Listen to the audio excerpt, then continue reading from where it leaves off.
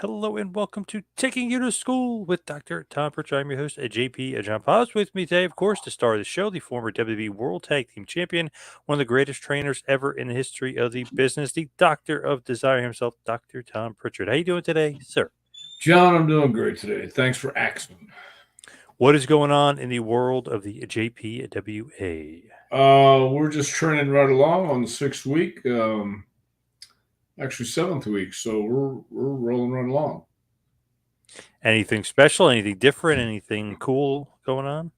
I wish I had some cool special things to tell you about, but we've just been working hard, and they've been sweating pretty good in the SPCW Sportatorium, and they've been having some good practices. So that's about it. Now, as far as the wrestling world, I don't know how much you've been paying attention to this. I doubt you have been, but just an interesting little note about Cody Rhodes. So people were wondering how much merch he sold, supposedly at $1 million the week of WrestleMania, which is a pretty high number. So he's Mhm. doing very well, according to Fanatics. Now, Fanatics sells the WWE merch. They sell the NFL merch. They sell NBA, NHL. I mean, they basically sell all the merch. Cody Rhodes is in the top 10 for all of the website, all of the sports, not just WWE. So he's in the top 10 for merch seller. So he's apparently a pretty big merch seller. Well, good for him. Obviously, they picked the right guy then. So good for Cody. Yeah, kind of makes those Cody haters look looking bad right now. If this guy's selling the most merch. Yeah. Yeah. So, I mean, what can you say to that except congratulations, Cody? Are you surprised? No, not really. He was Wow, all getting right. he was getting momentum at WrestleMania, and he when they finally pulled the trigger. I mean, I think you can't deny that he's the top guy right now. Oh, no doubt about it. Yeah, Ibsen, hello, Ibsen. Ibsen, Jason, hello. Hope we all's could treat well. him both. Yeah, great. Yeah. The modern day cowboy himself, Mitch Miller. Good evening. Good evening to Good Mitch. evening, Mitch. Barbara, hello. Hope you're doing Barbara, well. tremendous. Phil, hello to And Phil. Phil. Oh, of course, ATF. Hello, ATF. He says, do you suspect that the hands of Stone, Ronnie Garvin, caused the bridge collapse on Pelican Island today by punching it? I have it on good authority that Ronnie was in Galveston today having shrimp, and I don't know where he ventured out to, but he was in the Galveston area today. I heard that. Oh, another bridge collapse. Damn, what the hell's going on out there? Well, I don't think the bridge collapsed all the way. It ran into the bridge, but I don't think it collapsed. And we're talking I about think, Ronnie Garvin here. well, no, Ronnie didn't collapse it. He, No. he, he might have run into it with his hands of stone. But remember the bridge over in the Baltimore area Well, of collapsed course, a few weeks ago. Yeah, that was Francis crazy. Key Francis Key Scott Bridge. Yep. Sure, Or Francis Scott Key, either way. or Uh, whatever. yep. B40, good Francis Key evening. Scott. Yeah, yeah, that one. Good evening. Bara, hello, hello. Bara. Phil is saying hello to everybody. Hello, hello. Now, just wanted to mention this right off the top, too, because I was just reading the New York Post online. Janelle Grant Vince McMahon case took a very interesting turn. I don't know if you saw this, read this, or anything like this, Mm-mm. but so remember when the case first came out, she was on the offensive. She had all the text messages, so that was able to be released and put out there. Some crazy stuff was said. So now he has the chance, I guess. They must have gotten her into her messages and stuff now because everything she sent, there was nothing sent back and there was no Right. context to it. So now we're getting the full context and the full picture. And Janelle Grant was texting him that she liked rough sex. She wanted pictures of this, pictures of that, pictures of him with other people. She wanted to take pictures of other people as well. Not only that, they were living in the same complex. She was engaged at one point, cheating on the boyfriend, if you will, or on the fiance. Wow. And also to throw out there, which is another crazy curveball as well, when she said her parents were dead, apparently they died years earlier. So that was even an exaggeration by her and the lawyer to start off the case, because it made it out to seem that she was alone and her parents were dead. And she's 40 something years old here. I mean, and her parents died a few years earlier. So, man, the tables have turned big time. And it looks like Vince, I don't know, it looks like Vince is going to end up skating away, maybe with an arbitration case, of course, but I don't think it's going to actually go to trial. Well, that's interesting because I said when it happened, if it's true that it's some bad stuff, but you never know. So if they've uncovered all the text messages and whatnot from this woman, then and it puts the spotlight on her now. It kind of makes all those crazy texts that he sent. Everybody's like, "Oh, what a nut!" Throwing hers in there too. It's right on par with what she was talking about. So she's just as guilty of being crazy and all that stuff as he is. Yeah, Those it two takes freaks. two to tango on that stuff, I guess. So, what about Laurinaitis saying he was a victim too? So apparently, no longer. He is now on Vince McMahon's side. He has turned and he has filed a motion for arbitration as well. So he joined Vince's case. WB joined Vince as well. So John is taking back that he's not a victim. Yeah, pretty much. Okay. So how does it make him look? Does that surprise you at all with Johnny Ace? Does that surprise No, you? not really. It doesn't. No. But apparently, I guess his lawyer at first thought it was a good idea to kind of say he was a victim. Now looking at the case and now all the evidence is coming in from the other side of things, and now the lawyer must be saying to him, John, I think we better jump to the other side. It's probably better to move to arbitration and get this thing over with. Or maybe you ought to say, hey, John, maybe you ought to hire another lawyer. Maybe that, yeah. But yeah, it was, and I was surprised because I heard that he might turn, and I was like, I don't know about that after what he said, and yeah, he turned. Well, a tangled web we weave, I guess. So yeah, I don't know. Obviously, if you have evidence that states your case, that's good for Vince then. Absolutely. As far as the modern day cowboy is concerned, he says lots of talk about the hands of stone running government, but I'm more of a fan of Ox Baker's heart punch. Yes. Well, I was too. I liked Ox Baker's heart punch too. I like Stan Stasiak's heart punch too. I think they both killed people in the ring with their heart punch. Right. Definitely. Just going back to Janelle Grant for a second. B40 says, "Broad is a freak. He loves it." Nice. Well, All right. yeah, I guess so. Mentioning Ric Flair here, of course, kind of want to talk a little bit about Nate tonight. Ibsen says, when was the first time you actually met the Nature Boy Ric Flair? I don't know, Atlanta, 81, 82. Wow, that early on. I know you wrestled him in '84 in Portland. So wow, you met him before that. Yeah, sure did. What'd you think of H? Kind of a fun time around him. He's great. Did you party with him in Atlanta? Yes, yes, I did. Yes, that was when the kamikazes were flown. Yes. Is it true that sometimes he'd buy a kamikaze and he'd buy you one and you're drinking one and he's only drinking half of it and you're drinking one? Like he's getting you more drunk than he's getting himself. Is that? Well, I never personally witnessed that, but I'm not saying it didn't happen. I'm just saying that he would buy a tray of kamikazes and everybody would be drinking. Oh. And I think by that time, I don't think anybody was really paying attention to who was drinking half or who was throwing what away, because that's just a waste. Yeah, true. Yeah, I think. Scorch, good evening. One thing that's come to light is that the Gainesville pizzeria only had one toilet with a stall. Wow.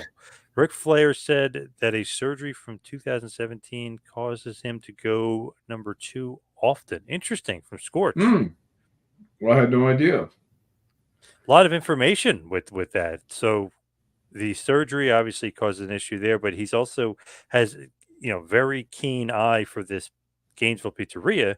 Only has one toilet with a stall. Wow. Well, those are facts that I guess you'd have to do a fact checking or fact finding mission to find out. So I'm glad we got to the bottom of that. Yeah. Yeah. Scorch, he should be like an investigative journalist. You know How what do I you mean? know Like, he's not? yeah, he might be. I might have to find out. Yeah. Um, Barbara, going back to Vince, she says McMahon dodged a bullet several times. He spent millions in lawyers' fees. Has this one finally done him in? I don't know. It seems like the tide has been turning on this Oh, I don't know because he just cashed in all that stock. So I I don't one. know Yeah, if this has done him in billions, or not. billions Yeah. of dollars he got out of it. Yeah. So who knows? I mean, Vince has obviously he's got more than one life. Yep. Great question here from ATF. Tom's favorite Tom of this group: Tom Brady, Tom Hardy, or Tom Hanks? I'll go with Brady. Nice. Nice. Yeah. Have you seen the 10-part documentary series called The Dynasty that's on Apple TV about the Patriots I from have not. basically '01 to 2021? No, you haven't. Yeah. Okay. No, I have not. Excellent. Excellent. 10 What episodes. So it's really good. And they interview Belichick and Brady. I mean, they interview everybody, but it how, really, how really long good. how long are the episodes? 45 minutes each episode, I think. So it basically takes you 10 hours to watch. Almost. Yeah. Yeah. Gotcha. Great documentary, though. I loved it. Kind of gave more information about a lot of the interesting Spygate, Deflategate, Belichick not playing Malcolm Butler and costing them the Super Bowl against the Eagles, which was so dumb and idiotic that you have to be crazy that he did that. But then the next year came back and they beat the Rams, and Belichick was a genius. So crazy stuff, but the good relationship. Well, actually, good stuff on the relationship between Brady and Belichick, even though they did not have a good relationship. I So. thought Belichick was a great coach. Oh yeah, definitely. I just still don't understand why he didn't play Malcolm Butler in that Super Bowl when they're getting their defense is getting destroyed. He's their best player. Crazy. Maybe he's having a bad day. No, Robert Kraft said it was some personal issue. That's what I mean. Maybe he's having a bad day. I hated him. Yeah, but Yeah. you got to keep that out of there. You got to keep your personal. You put the best players on the field. Oh, okay. Well, you tell that to somebody like. I Belichick. mean, it doesn't matter. Yeah. Anyway. Interesting here from Magazine Retriever. Jim Cornette's take on the Ric Flair incident is hilarious. He pokes fun of the bad captioning of the dialogue, joking that Rick was accused of racism for calling the manager "quote unquote" Egyptian. He called him Egyptian. How is that racist? I don't know. I thought it was maybe the worst thing he said was he was saying Nicholas. Your name's Nicholas. How about Nicholas Dickhead? How about Nicholas Dipshit? I thought that maybe that was the worst part of it. Well, maybe so, but once again, Rick was probably very upset. Because obviously he was upset. And the stall thing that Scorch mentioned that would upset me as well if that's actually 100% true. Sure. Ipsum wants to know: how did Cornette think overall of Flair as a person, not the wrestler, just Ric Flair the Well, person? I think Jimmy loved Rick. I think he still does. Do you Rick love? was huh? Do you love him? Well, I like Rick.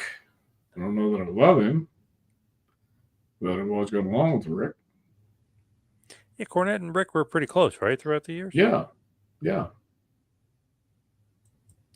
Dale says, I think a close friend or family member needs to chaperone Ric Flair when he's away from home. What are your thoughts on that? Well, he had family members there when he was away from home and it didn't work. I mean, he was celebrating with his family, right? At one point, yeah, I thought he was. Yeah. So it's not, I don't think it's always easy to get somebody away from where they want to be. If Flair wants to drink, he's going to drink. But I agree. You need to have somebody there to keep you out of trouble. What about Desperado Joe Gomez? What about him? I know he's down there. I have no idea. I have no idea what Joe's doing. Yeah. I know he's down there in Tampa, so maybe he could. I know Flair's friends Well, I with him. think he's living with Joe, but I don't know what Joe's doing. I mean, I have no idea what Joe does. He owns like several businesses. He's like pretty entrepreneur-ish, if you will. Right? Well, didn't save Rick. Phil says, "Don't forget, Dr. Tom did some commentating with the legendary Gordon Soul. Yes, I did. What was that like?" It was great. Piper got stabbed, and they asked me to do it, and I did it. Did they like a wrestler with Gordon Soley rather than two commentators? Because it seemed like that was like the go to, obviously, with Piper I before that. Yeah, I don't know what the deal was with that. I think they just put Piper there for whatever reason, but I don't know. No idea. Did you enjoy commentating? I did at that time. Yeah, because it was new and exciting, and I got to see a different side of things. So yeah, it was. It was fun at that time.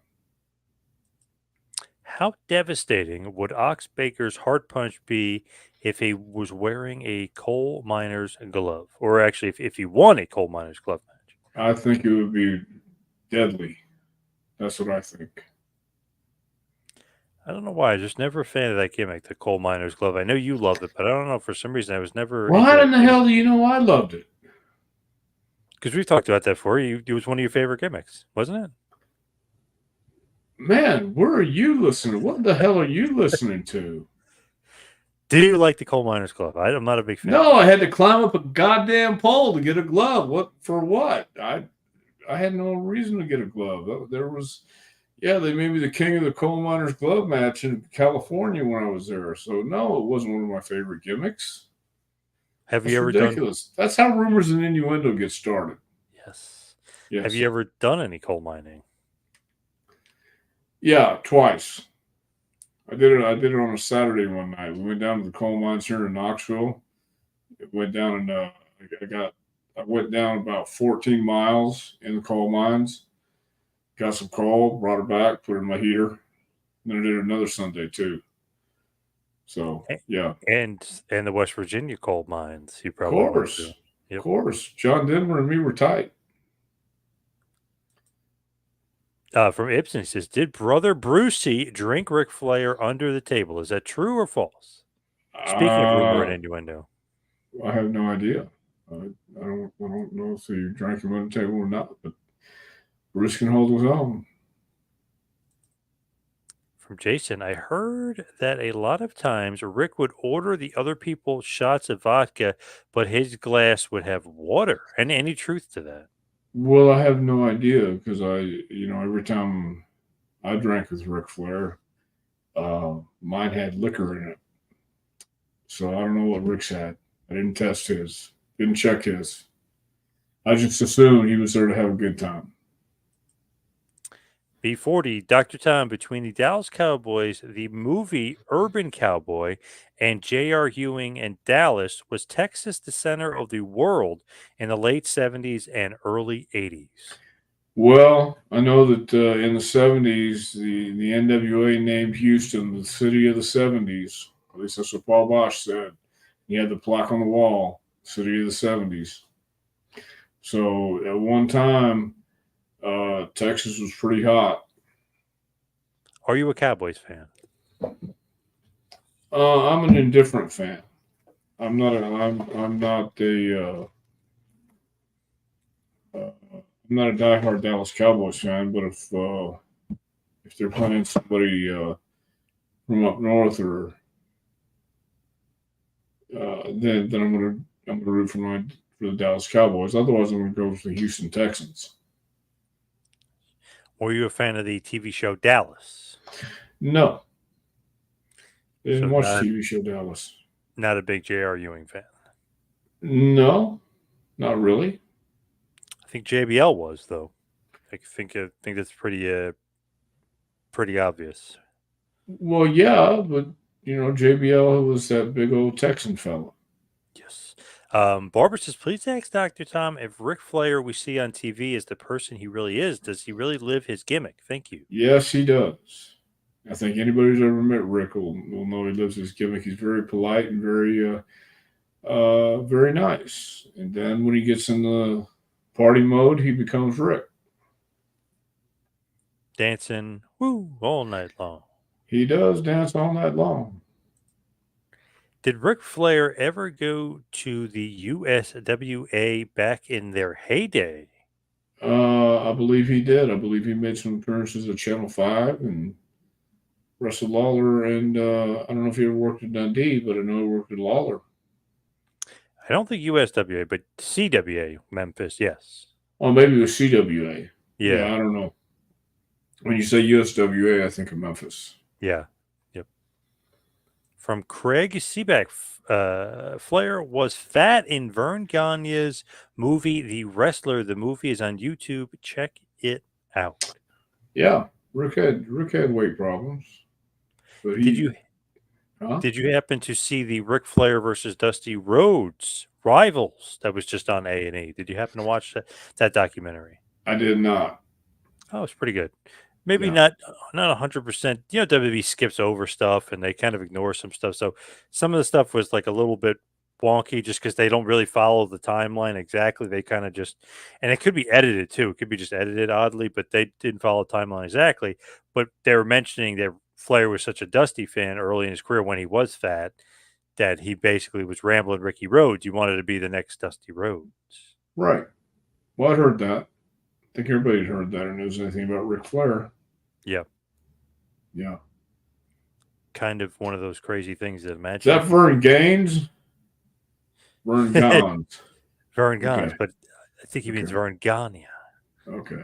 Gagne, Vern Gagne. All right. Cool. Pretty good though. Pretty good for WB as far as that show. X-Pac had a lot of stuff because he lived in the Florida area, so he had a lot of good stuff as from being a fan and seeing Dusty. Good. Modern Day Cowboy, where's the best slice of pizza in your local area, Dr. Tom? Wow. I'm trying to think. Charlie's Pizza in La Follette. That's right by the school. It's Charlie's Pizza in La Follette, Tennessee. What makes it so great? It has that good greasy New York pizza taste to it. Nice. You need that. Big slices. You need that. Yeah, grease dripping down your chin. Barbara says, is the excellent cardiovascular shape Rick is in the main reason he's still alive today? I think he's still alive because he hasn't died yet. I think he's still alive because he's lucky. He was always in great shape. I know he blew you up a few times when you guys were training, so I know he was in great shape. Better shape than a lot of. Now, how do you know he blew me up a couple times? I think you've mentioned that before. Well, I've worked out with Flair. I don't know that he blew me up. I mean, I had a pretty good workout with him. But all these rumors and innuendos are I'm starting to fact check. Oh, damn. Just so you know, I'm not letting them go by. It's like when you see those people online, you have those fact checkers. Yes. I'm gonna fact check that shit because I don't think Ric Flair blew me up while we were training. I hung in there with him. Same thing with Mark Lewin. Oh, he was in great shape though, Flair. Cardio, tremendous shape. Crazy. Yeah, tremendous shape. Yeah. He may be immortal though, because I don't know if you can kill Flair. You know what I mean? He just seems like he's been through a lot, and the plane crash, everything. You can't kill this guy. Well, that's what I mean. It's I think he's got luck on his side. No doubt, Vince is going to start another company. Do you agree with that? I don't know who you get for talent. I mean, who's out there? Who's left? That's not in the who's contract. he going to start a company with? I don't think so. Yeah, there's literally nobody out there. Nobody to start a company with. Nobody to carry you. Nope. Kelly says, "Give him hell, Dr. Tom." Yeah, it's about time I did. Uh-oh, here we go. Bo James, the king of Kingsport. Waylon is watching with me. He said to say hi to Dr. Tom. Well, hi, Waylon. Hope you're doing good tonight. I wonder if Waylon was named after country music legend Waylon Jennings. I I'm wonder gonna if you go know out that. on a limb and say yeah. All right, I You kind of thought know, so. I'm gonna go out on a limb and just say yeah. Your opinion back then, when you knew Flair had won the WWF Royal Rumble in 1992, winning the WWF World Heavyweight Championship, which was vacant. What were your thoughts on that? It made sense because it was Ric Flair and he's coming to WWF at that time, and uh, yeah, it made sense. That's what I thought. I thought that was a good thing. Were you surprised at all, just because Vince usually doesn't, push the WCW NWA guys too much?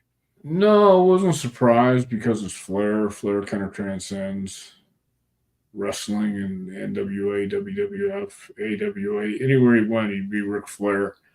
And it's kind of hard to do anything except make him the world champion or make him the champion of whatever company he's in.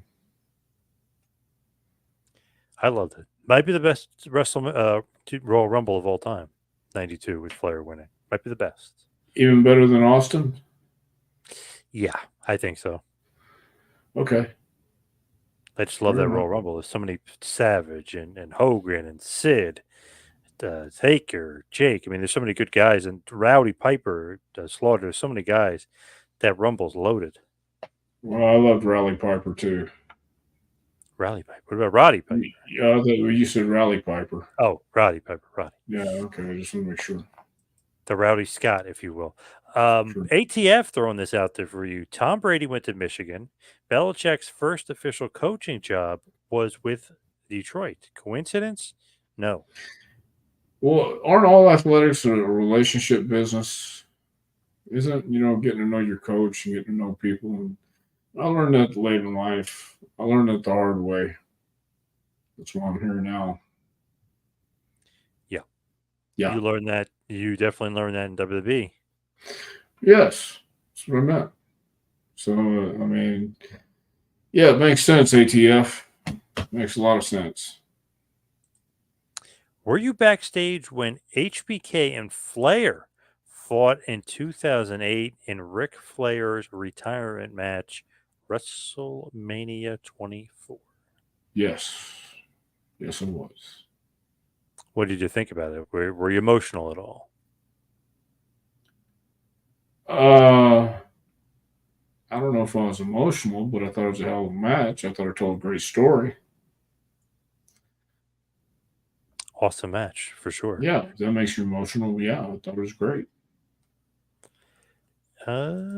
Jason, is it possible the whole pizza incident was Ric Flair working everybody for attention, aka quote unquote living the gimmick? Question mark.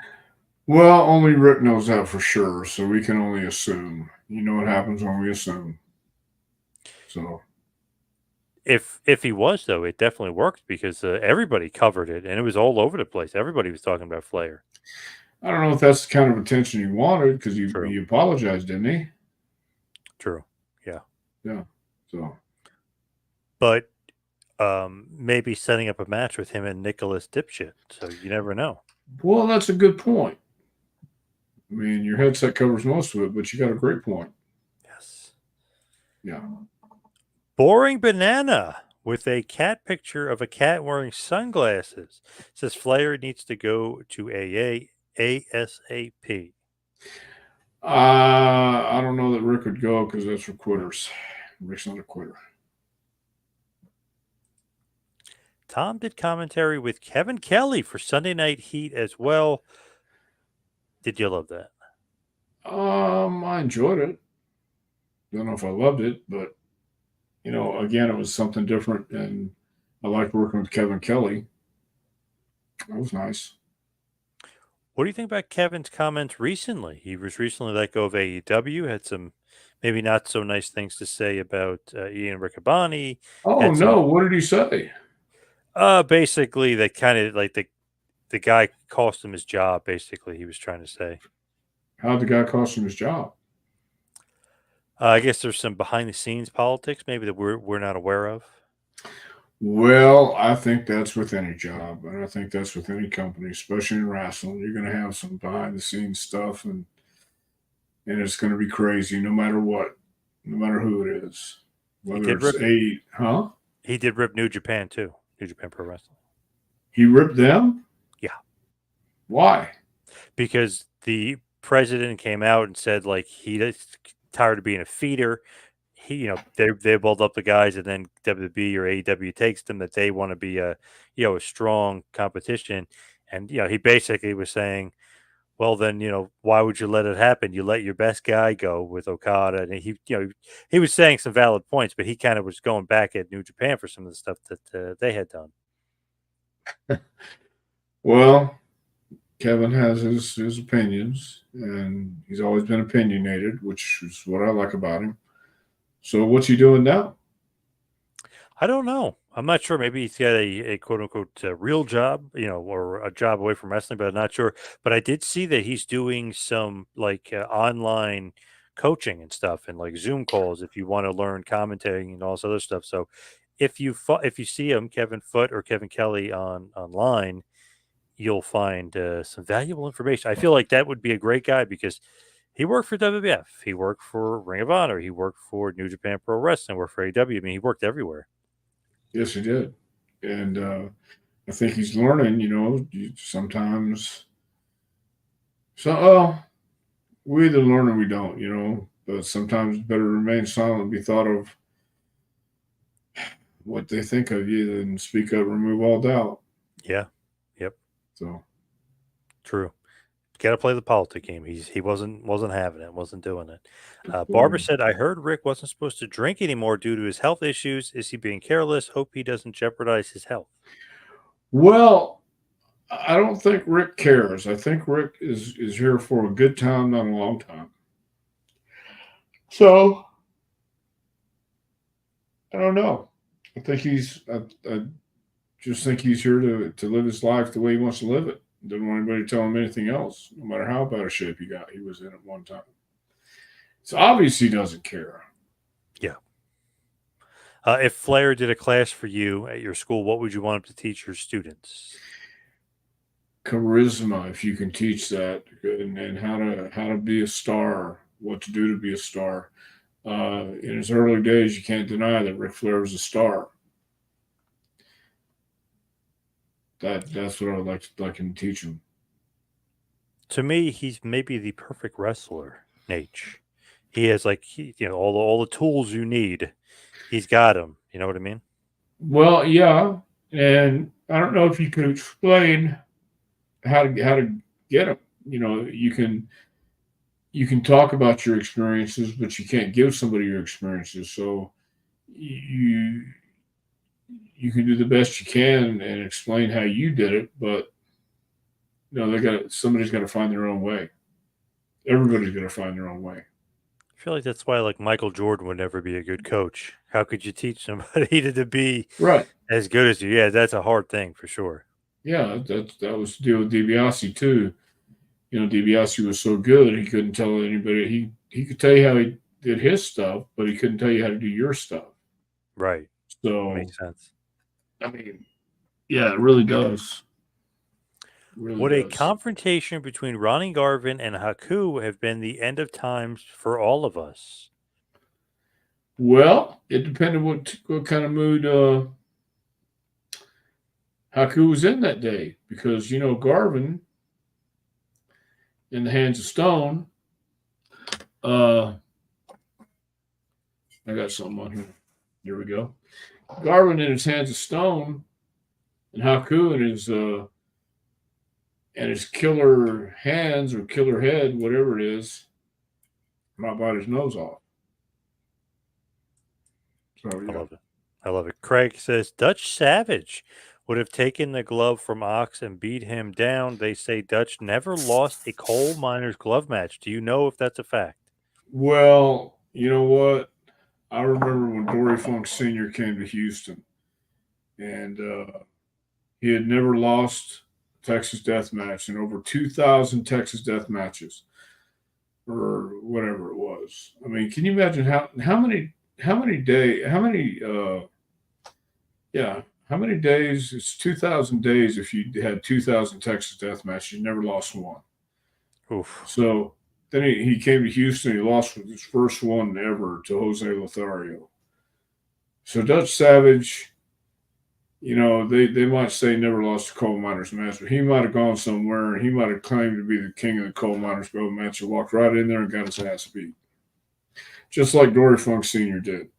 So what I'm saying is, in wrestling, it could be fabricated. It could stretch the truth just a little bit. Yes. Not Definitely. that I would ever condone that, but that's what happens sometimes. Just realized, how would Ox Baker actually climb a pole? Don't think that's actually possible. Well, he would wait till the babyface climbed the pole and then come down and knock him out with a heart punch and grab the coal miner's glove. Not a bad idea. Scourge Yeah. says, I like lumberjack matches. Bret Hart tells a funny story about how Sid refused to be a lumberjack, to be in a lumberjack match because he didn't want Canadian football players touching him. Interesting. Scorch coming down with all this good data, facts today. Well, that's going to have to be fact checked too, because I've never heard that either.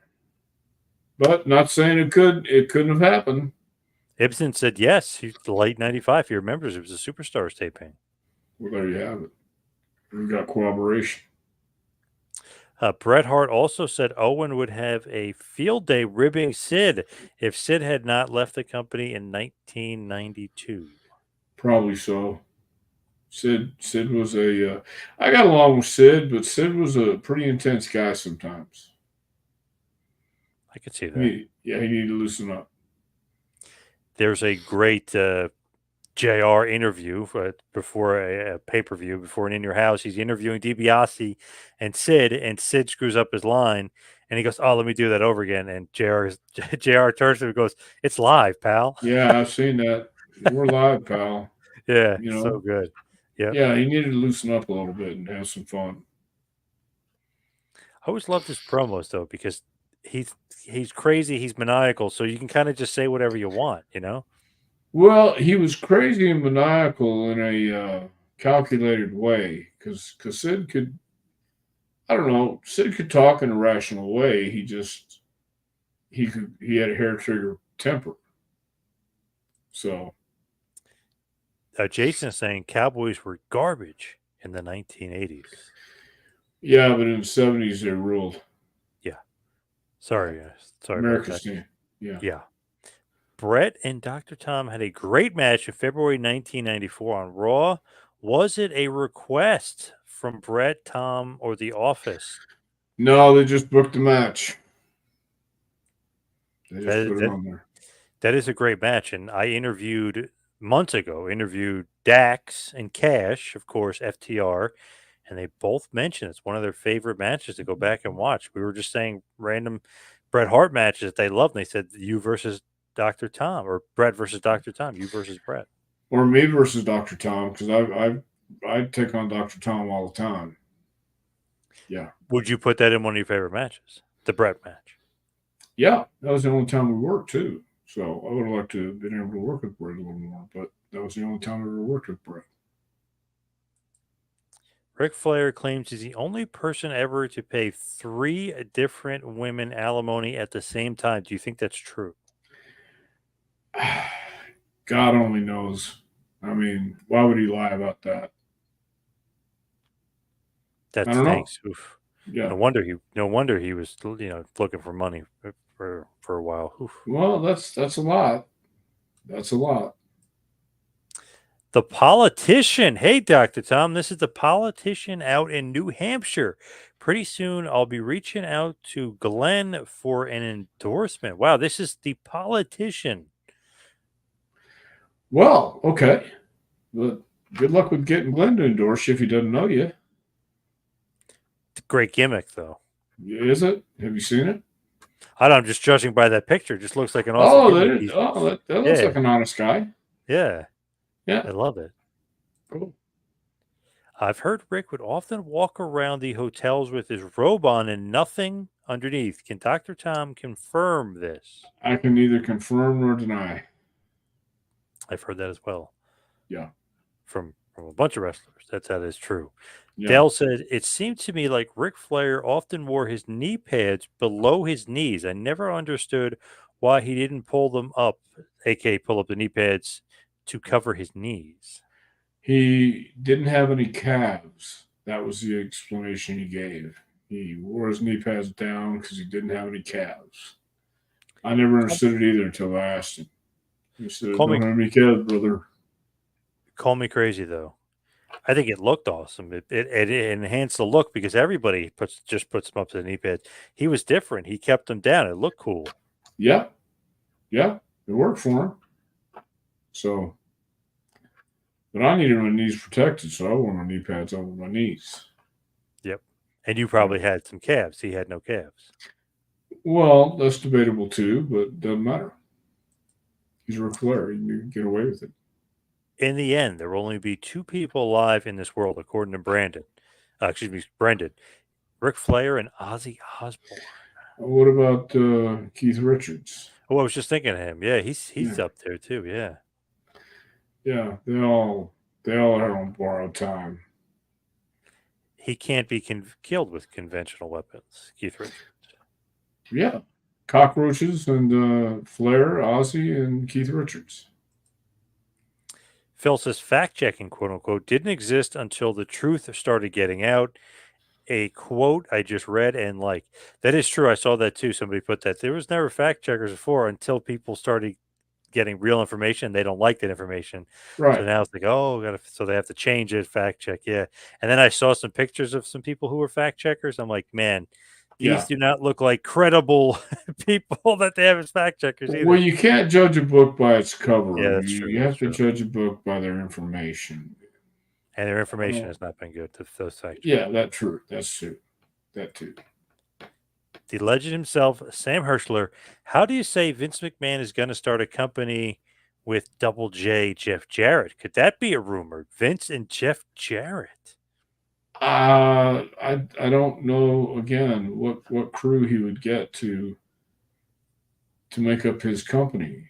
He doesn't have a Hulk Hogan out there. He doesn't have anybody. He doesn't have, there's WWE and then there's everybody else. And I don't know that Vince would be welcome back even if his name is cleared. I also don't know if he'd want to compete against the juggernaut that he built either. You know what I mean? It's Yeah, like, oh, wait, I built those guys. right. So it makes that doesn't make any sense to me. Ragu, the Ragu Overlord says Rumble 92 is one of the best Rumbles ever. Yes, for sure. Scorch is back. He said Terry Taylor mentioned being concerned about Ric Flair's drinking too much the night before a match. Then Rick surprised him the next day by wrestling with him for over an hour. Rick blew Terry up in their match. Awesome. Yeah, that was in Louisiana. So, Rick was going an hour every night and he was drinking every night and going out and partying. And so he was in condition. He was conditioned to work like that, work an He's hour a and then go machine. out. Yeah, he's a machine. No doubt. Mitch wants to know, is there a particular Flair promo or interview that you remember that you really like or is your favorite? Not really. I mean, I enjoyed when he took all his clothes off and threw his shoes out in the crowd. I mean, that was one that stood out to me. But Ric Flair was Ric Flair. Every one of his promos you could learn something from and just realize that was him with the volume turned all the way up.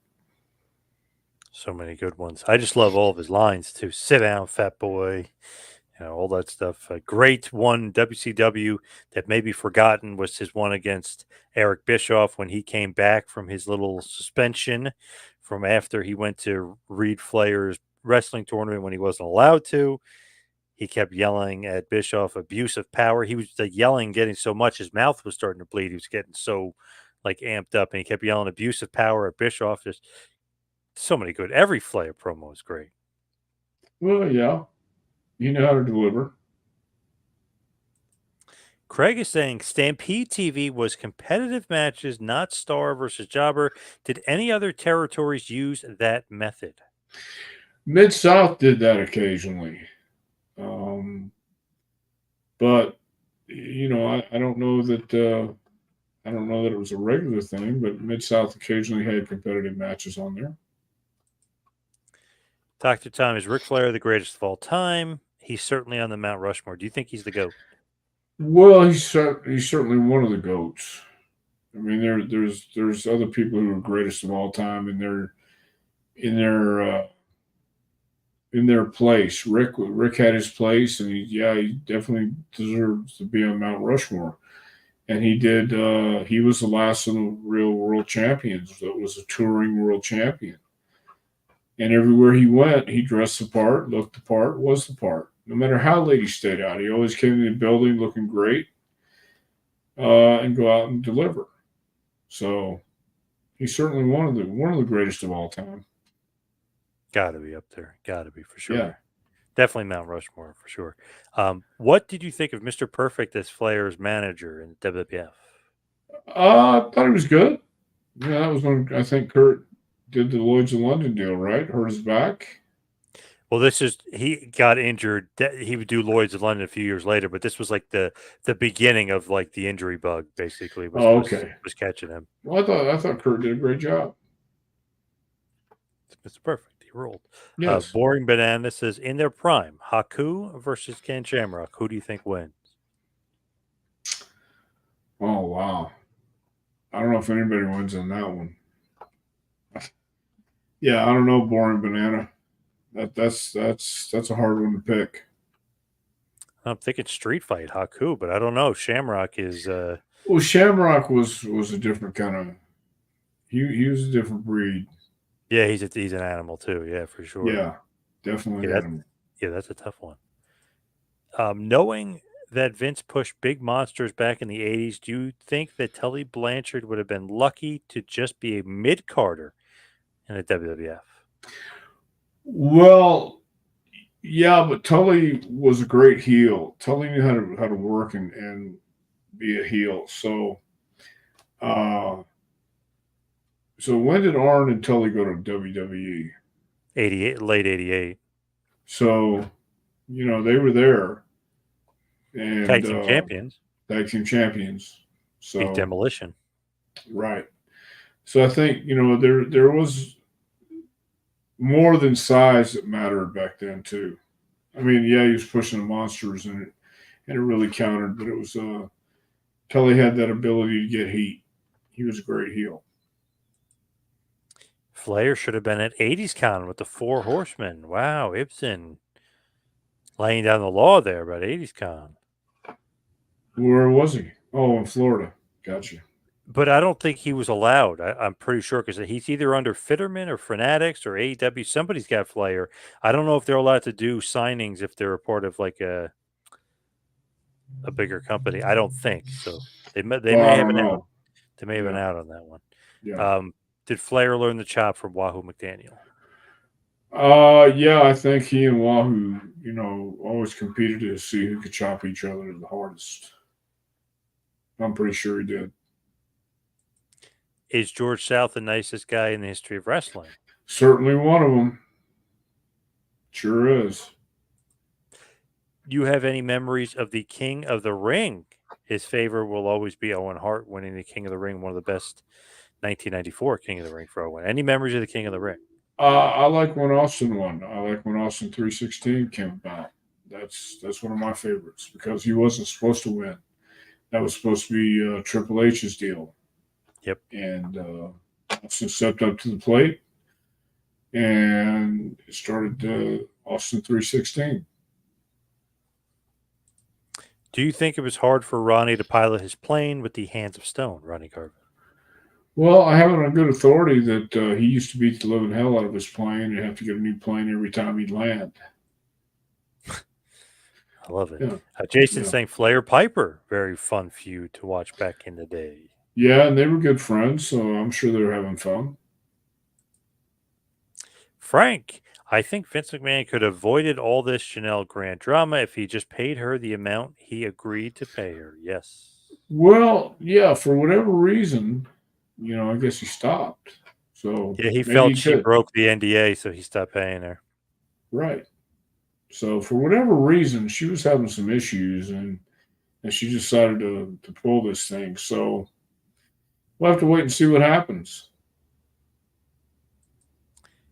The way Vern Gagne trained wrestlers, would that work today? I don't know. I don't know if anybody would stick around for it. It's like it's a different culture, different era, and I don't know if anybody's willing to put up with that. Back then, you had to really want to be in the wrestling business, and Vern was trying to show everybody how tough it was and how hard it was, and it is tough and it is hard. But I just think with the culture we're in today, I don't know if anybody could live with it. Dell says, I love Bobby Heenan's response to Ric Flair winning the Royal Rumble. Flair and Heenan complemented each other so well. Yes, they did. I agree. With the rumor of Jesse the Body Ventura to be signing with the WWE, what do you think he should do there?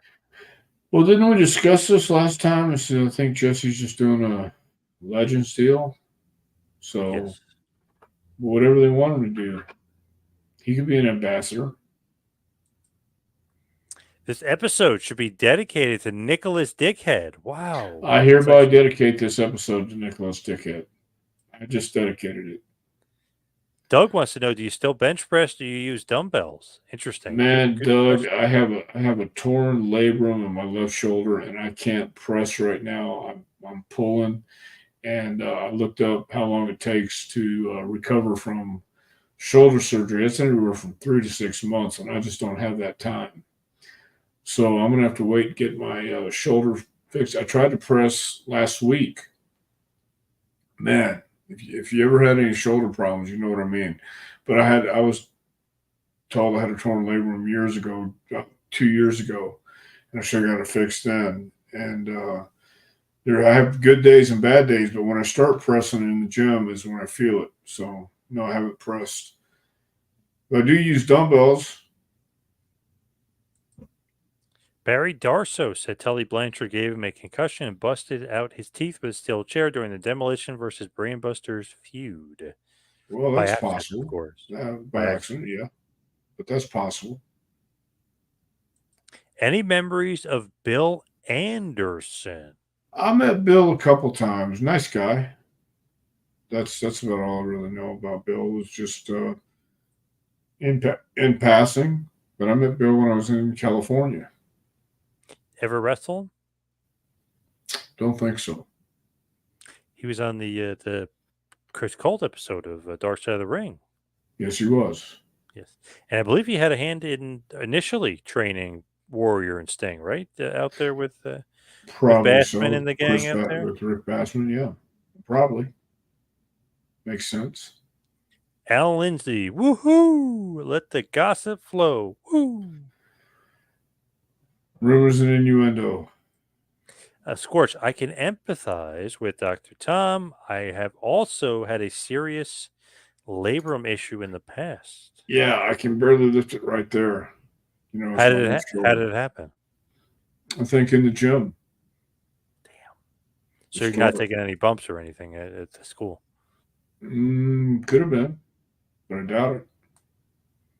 All right, let's head towards the place. Let's wrap this bad boy up. Dr. Tom, where can everybody get a copy of your book?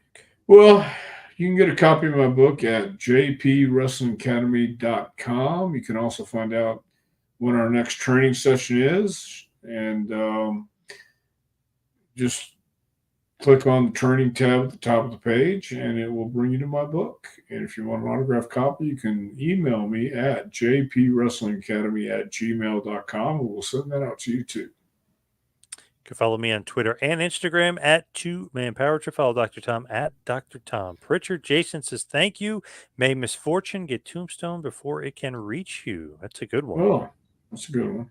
Sure. I like that. Just want to also mention this. WWE WrestleMania 41 will be in Las Vegas, Nevada, April 19th and April 20th of 2025. The Las Vegas town, if you will, paid $5 million to have the event. So they paid up big time to have WrestleMania in Las Vegas next year. Well, they'll draw close to 40 million next year too. Those 2 days, no doubt. Phil, Alan, thank you. Barbara, Cowboy himself, the modern day cowboy. Thank you. Barbara again. Oh, Barbara loves Well, the autograph copy. Yes. Yeah, I just did. I just told that. Yes. Also, Ric Flair needs to get your book, by the way. I think he's got it. I think I gave him one. Oh, good.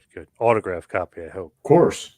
All right. Yes. Thank you, everybody, for tuning in. See you right back here next week for a little Taking to School with Dr. Tom Prichard. We'll see you next week, folks.